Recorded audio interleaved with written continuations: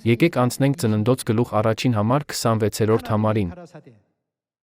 Եվ Աստված ասաց. մեր պատկերով ու մեր նմանությամբ մարդ արարենք։ Այլ եկեղեցիներում նրանք պնդում են. կա միայն մեկ Աստված, որը ստեղծել է մարդկությանը, բայց այստեղ Աստծուն անվանում են մենք։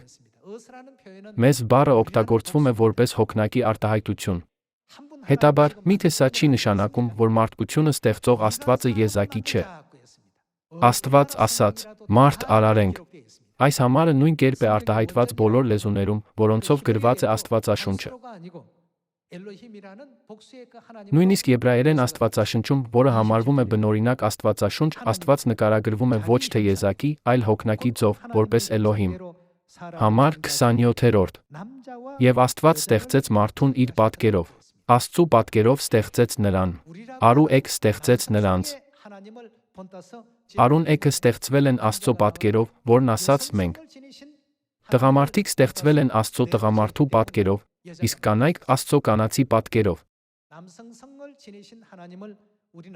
Մենք Աստծուն, որն ունի տղամարդու կերպար, անվանում ենք Հայր Աստված։ Ապա ինչպես անվանենք Աստծո կանացի կերպարը։ Ահա թե ինչու է Գաղատացիներին ուղված նամակի 4-րդ գլխի 26-րդ համարում ասվում. իսկ վերին Երուսաղեմը, որ բոլորիս մայրն է, ազատ է։ Այն նա ասում է. դրա համար, եղբայրներ, ում երեխաներն ենք մենք, աղախնի որդիներ չենք, այլ ազատի։ Այս տողերի միջոցով մենք կարող ենք հստակ տեսնել, թե ով կա այնտեղ բացի Աստծուց Հայր։ Մենք պետք է հավատանք, որ Մայր Աստված նույնպես գոյություն ունի։ Սա Աստծո կամքն է, որը վկայում են բոլոր մարգարեները ամբողջ Աստվածաշնչում։ Մենք երբեք չպետք է մոռանանք, որ Աստված մեզ տեղեկացրեց, որ գոյություն ունեն Աստված Մայրը, ինչպես նա Աստված Հայրը։ Աստված ո՞ւմ կճանաչի որպես խոստման զավակներ։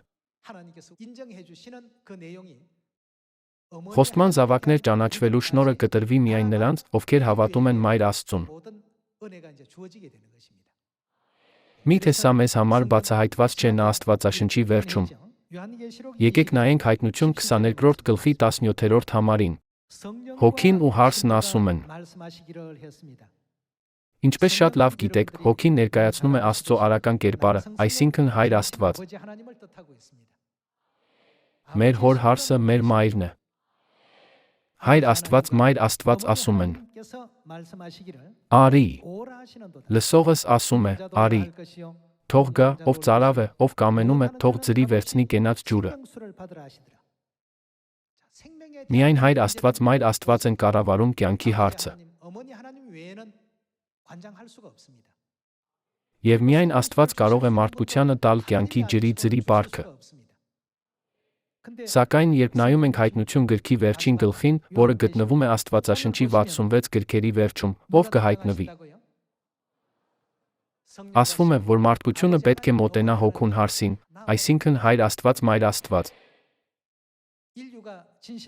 Հոգին հարսը հստակորեն հռչակեցին, որ եթե մարդկությունն իսկապես ուզում է գնալ երկնքի արքայություն, ապա պետք է հավատ ունենա Մոր Աստծո հանդեպ։ Շատ շնորհակալ եմ։